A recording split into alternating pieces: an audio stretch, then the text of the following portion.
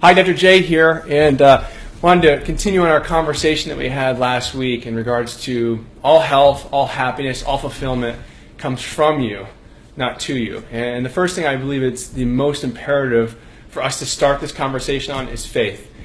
I believe wholeheartedly, not only with my own life, but what I've seen others go through, that you have to have faith in something bigger than yourself. You have to believe somewhere deep inside you that there's a divine plan, that all the chaos, all the craziness, all the stuff that happens to you in your life is there for a reason. It's there not to break you, but it's there instead to show you how strong you truly are designed.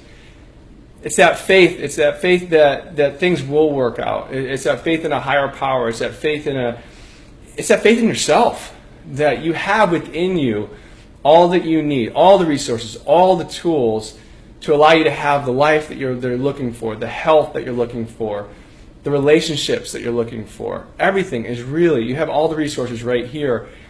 And what I found is this: I believe that people are held captive by fear.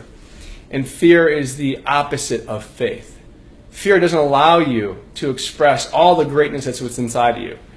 The best analogy or the best story I could share with you on this is a plane ride.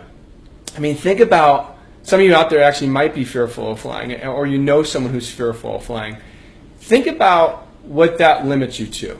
A fear of getting on a plane, even though planes, hundreds of thousands of times, take off and land, and there's never a problem.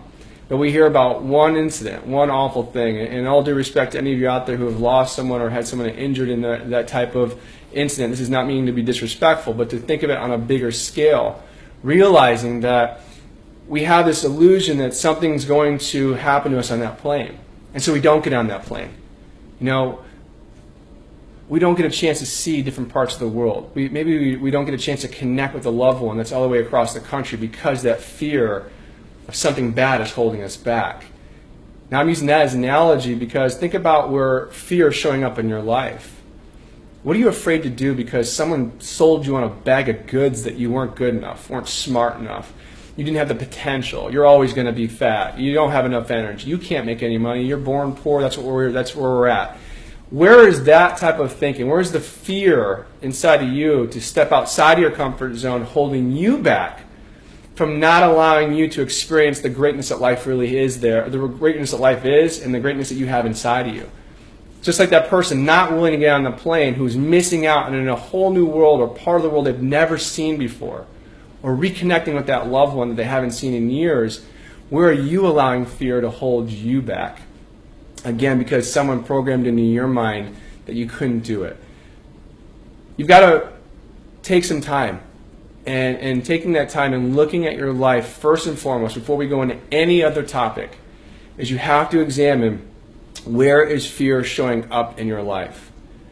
You have to slow down.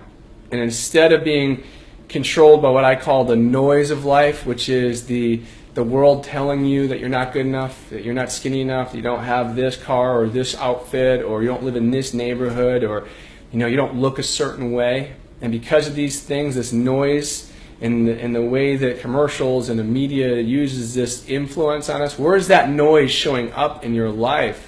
Where are you constantly addicted to certain things and certain behaviors or actions that are only perpetuating more fear? And you got to take some time, call a timeout. Get away from the noise. Turn off the television. Turn off the phones and turn off the negativity that's going in.